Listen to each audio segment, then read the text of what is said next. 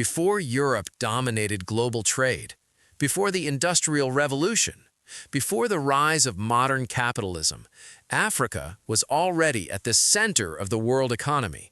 Not on the margins, at the center. In the medieval world, gold was power, and West Africa controlled it. By the 13th and 14th centuries, more than half of the world's gold supply came from West African empires, and no empire controlled it more than Mali. The Mali Empire rose in the 1200s, stretching across modern-day Mali, Senegal, Guinea, Niger, and beyond.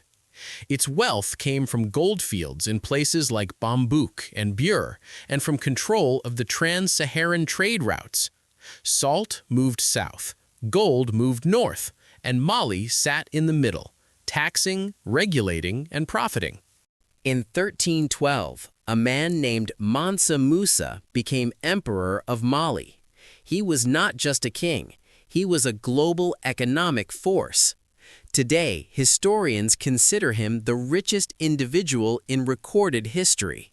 In 1324, Mansa Musa began his pilgrimage to Mecca. He did not travel quietly.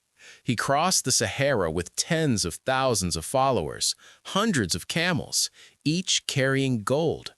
In cities like Cairo, he gave away so much gold that its value collapsed.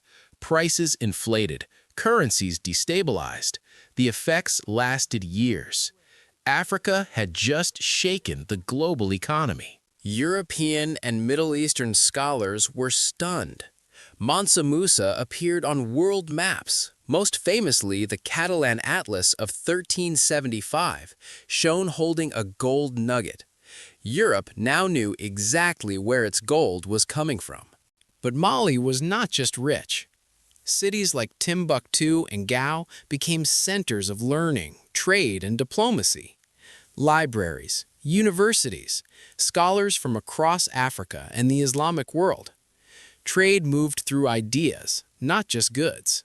In 1352, the famous Moroccan traveler Ibn Battuta visited Mali. He described a society that was orderly, wealthy, and secure. Trade routes were protected, law was respected, and women had freedoms uncommon in many parts of the world. This was not a primitive economy, it was a sophisticated one. Through the Sahara, Africa traded with North Africa, Europe, and the Middle East. Through the Indian Ocean, East African city-states traded with Arabia, India, and China. Gold, salt, textiles, knowledge. Africa was not waiting to be discovered. It was already connected. So what happened? Over time, trade routes shifted. Atlantic trade replaced trans-Saharan routes. European empires used force, not partnership. Control moved away from African hands. But the truth remains. There was a time when Africa did not depend on the world. The world depended on Africa. And figures like Mansa Musa were not exceptions. They were products of powerful systems we no longer talk about. If Africa once controlled global trade, what does that tell us about how history is remembered and who gets to tell it? Share your thoughts.